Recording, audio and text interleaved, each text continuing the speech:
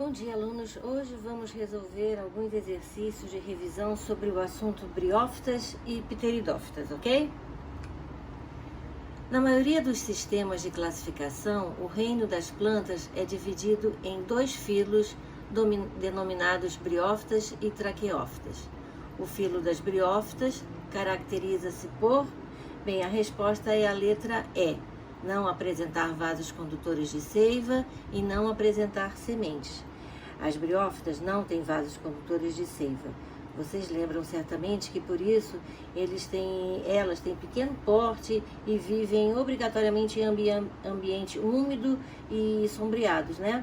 Elas também não apresentam sementes e durante a reprodução o embrião fica abrigado dentro do gametófito feminino, sendo totalmente dependente dele. Portanto, a resposta é a letra E. São características das briófitas. As briófitas têm a geração gametofítica como dominante e duradoura. São o único grupo de plantas com essa característica. Já a geração esporofítica é transitória, sendo totalmente dependente do gametófito feminino, como eu já falei. Como os anterozoides precisam nadar para encontrar a oosfera no arquegônio, as briófitas são dependentes da água em estado líquido para a fecundação. Portanto, resposta letra A. A fase gametofítica dominante, esporófito dependente do gametófito, fecundação dependente da água. Analise a figura. As estruturas 1 e 2 indicam as duas etapas reprodutivas de um determinado grupo vegetal que não apresenta vasos condutores. Bem, no esquema, o número 1 representa o esporófito e o número 2 representa o gametófito. Se tem esporófito, é porque esse gametófito é feminino. O gametófito produz gametas, o gametófito feminino produz a oosfera dentro do arquegônio, né? E o gametófito masculino produz anterozoides dentro do anterídeo.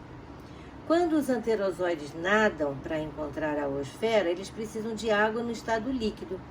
Havendo o encontro dos gametas, isso é, a fecundação, vai se formar o embrião.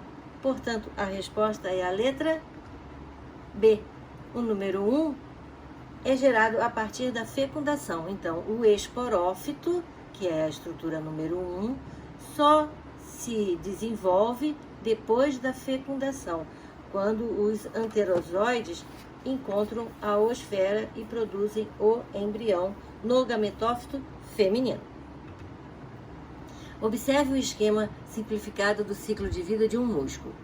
A partir da observação realizada e dos conhecimentos científicos sobre as briófitas, analise as proposições que seguem, colocando V verdadeiro ou F falso. Bem, a primeira afirmativa.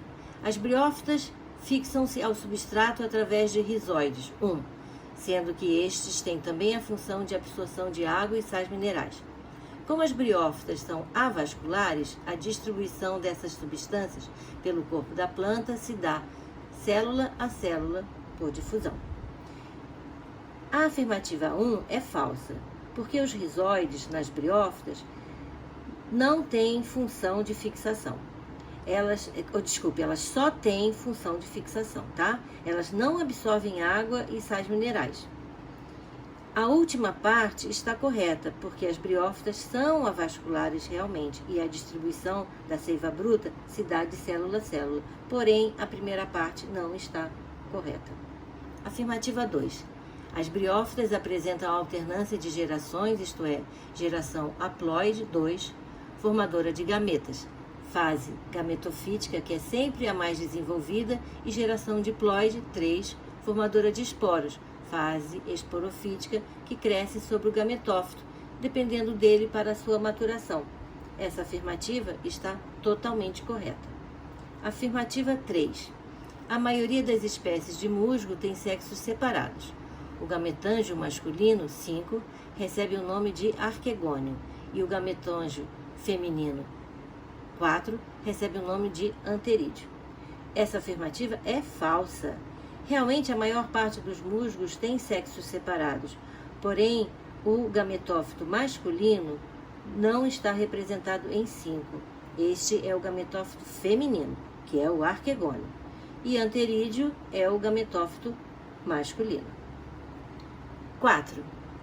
Em 4 está representado o processo de eliminação dos esporos formados por meiose no interior da cápsula do esporófito, que corresponde, portanto, a um esporanjo.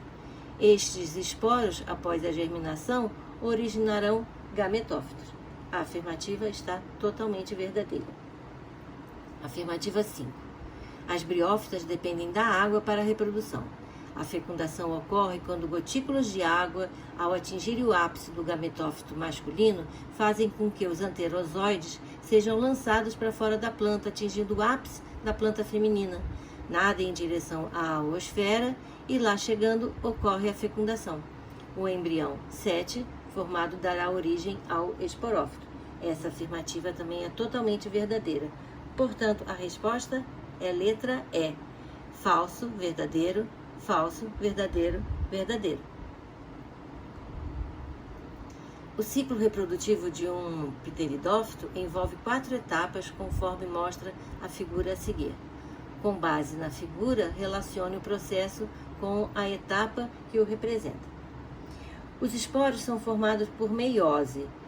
Eles são haploide e o esporófito é diploide.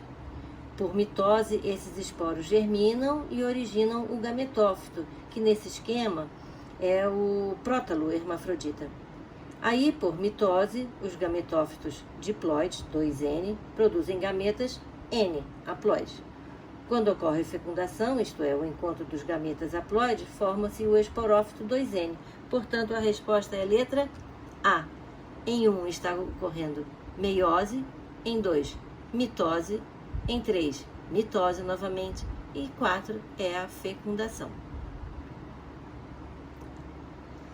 Uma samambaia realiza o ciclo reprodutivo conhecido como metagênese ou alternância de gerações.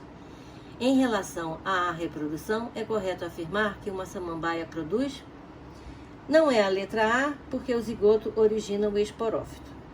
Não é a letra C, porque os esporos, quando germinam, formam gametófitos. Os esporófitos são o resultado da fecundação da oosfera pelos anterozoides. Não é a letra D, porque está errada e dá até para vontade de rir, né? Os esporos não se transformam em soros, porque os soros são os esporanjos, isto é, aonde se formam os esporos. E também os soros não contêm o embrião. E este se forma depois da fecundação, como eu já falei, né?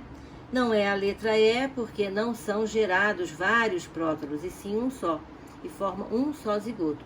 Portanto, a resposta é a letra B.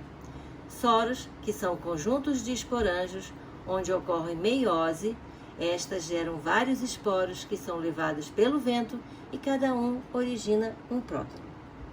Bem, alunos, ficamos por aqui. Espero que vocês estejam aproveitando bastante essas aulas. Quero dizer que, esses encontros, né, de revisão, porque eles estão sendo preparados com muito carinho pela equipe de biologia, na intenção de ajudar vocês. Como eu já falei várias vezes, o estudo de botânica é uma construção do conhecimento. Vocês estão vendo novos termos, vários novos termos, que vão se somando e vocês precisam acumular conhecimentos anteriores para poder entender o próximo grupo. Não passem por cima de novos termos, ok?